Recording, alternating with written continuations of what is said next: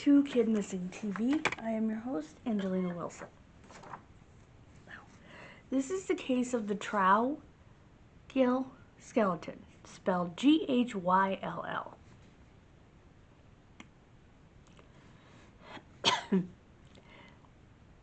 This set of human remains was found on the 24th of August 1947 in a cave near Clapham in West Riding, Yorkshire, England. It was named after a prominent feature of the land, 900 yards or 800 meters away.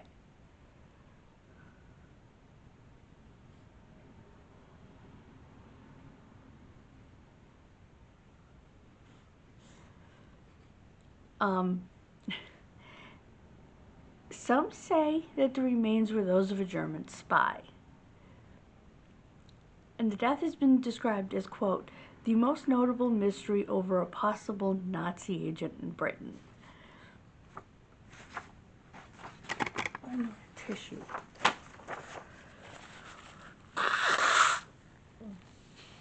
My goodness.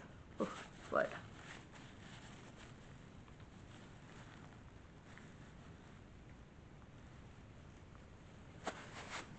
Anyway. Two friends who were, they call them potholers, we call them spelunkers. People who go through caves and explore caves. They went out to explore the Ingleborough Cave.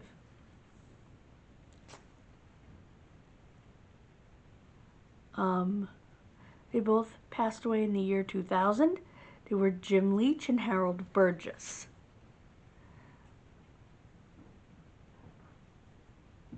They were known as Jim and Budge. So Harold was known as Budge.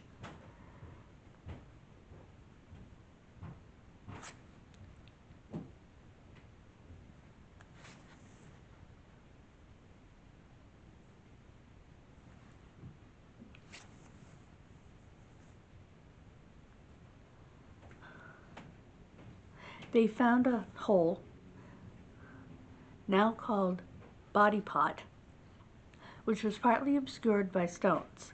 They moved the stones so that they could get in. Jim climbed in. It was about 10 feet. He saw a pair of shoes. Looking around them, he saw the skull and the rest of the body under a large stone, although it was not resting on the body.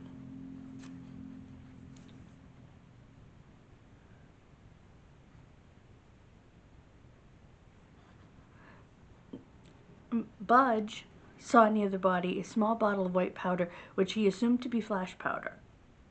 They returned to Clapham to raise the alarm, and later that afternoon returned to the cave with Police Sergeant Knock, N-O-C-K, of Ingleton.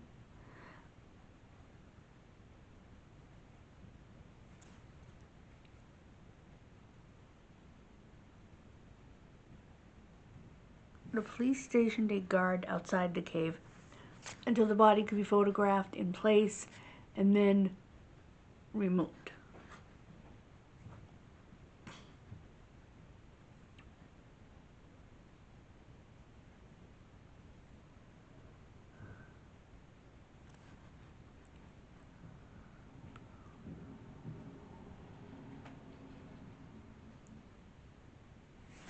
Another body was found about a week later, on August 31st, not far away at Gaping Gill. He was found to have been 25 to 35 years old and died 2 to 3 years before by falling down a hole in the cave.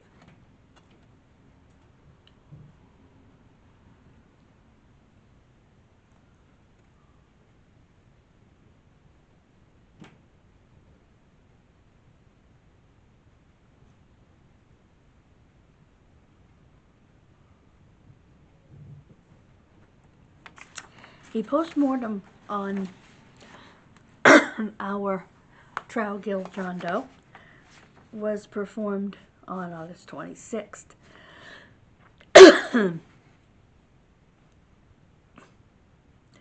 They were the remains of a man 5 feet to 5 feet and 1/4 inch, or 1.66 meters in height, approximately 22 to 30 years old,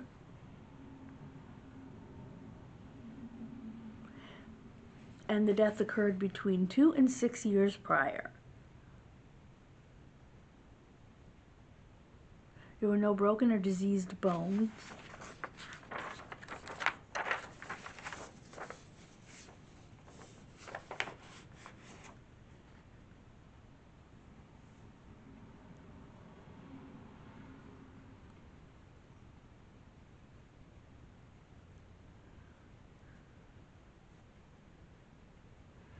He had been wearing a blue shirt and tie, a gray-blue suit with red and white stripes, about 3 every inch, a tweedy herringbone overcoat, a gray Tribbley hat, whatever that is, a plum-colored scarf, which had been over the mouth at the time of death, and he had light brown to auburn hair.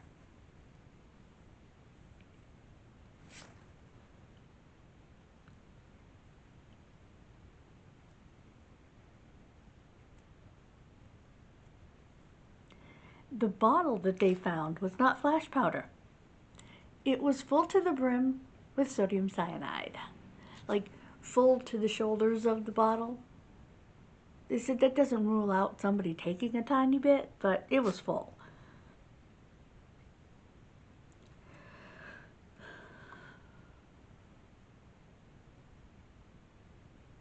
An unbroken ampule, also of sodium cyanide, was found.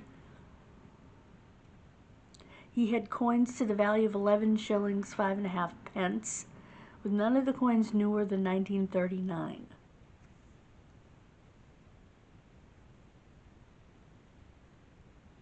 So they determined the date of death would have been about 2 years after that, because that's when coins of that year would have been widely spread. 2 pairs of shoes, one made in 1938 and the other in 1939. A mineral water bottle of the type in hotels in Morecambe, Lancaster, and Ingleton.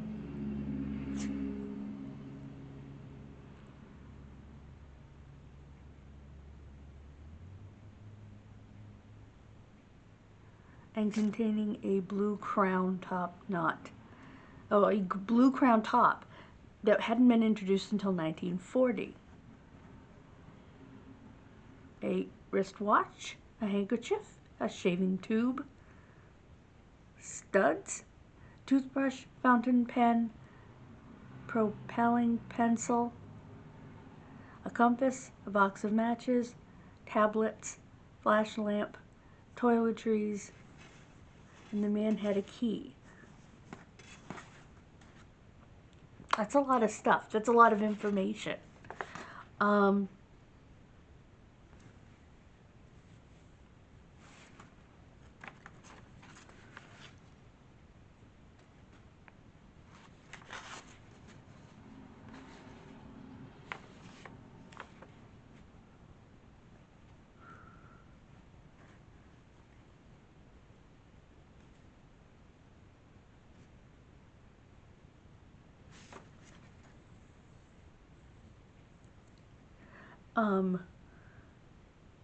A legal historian, A.W.B. Simpson, who was living in Clapham at the time of the discovery, later noted the only known users of such an ampule of cyanide were spies operating in an enemy country, so that they could end their story if they were discovered without having to talk to authorities in that country.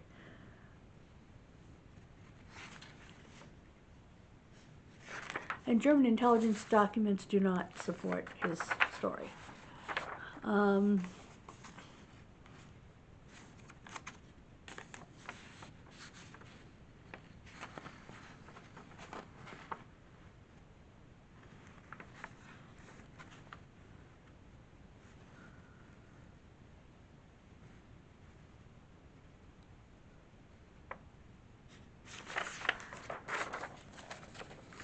I know that back in the day, they could get things like cyanide, or things that contained it anyway, in pharmacies to kill rodents and stuff. But this was a bottle of potassium cyanide. I mean, oh, excuse me. The only industry I know of, excuse me, sodium cyanide. The only industry I know of that uses cyanide is costume jewelry, plating, that kind of an industry would have large amounts of it. In fact, there was a case where a woman worked in that industry and actually stole some. However, I think that's potassium and not sodium. I could be wrong. If someone could help me out with that. Either way, it's cyanide. It's just a different kind of cyanide. I'm not going to do a poster because it's a case from 1947. There are no drawings or anything, so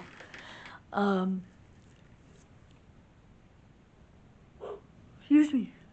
Oh, my lips hurt.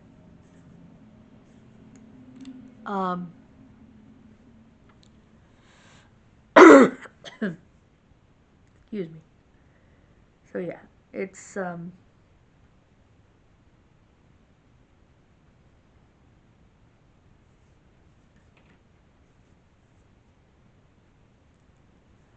I don't know that we'll ever know unless they do some genetic genealogy, which they really do not do in England. So at least that would rule out the German thing, you know? Because it would show what his actual ancestry was.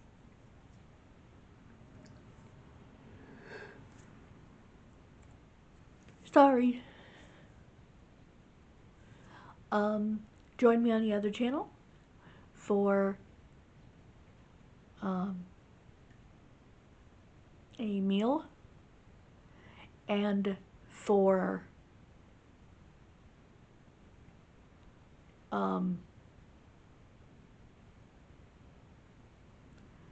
I'll look through my palettes.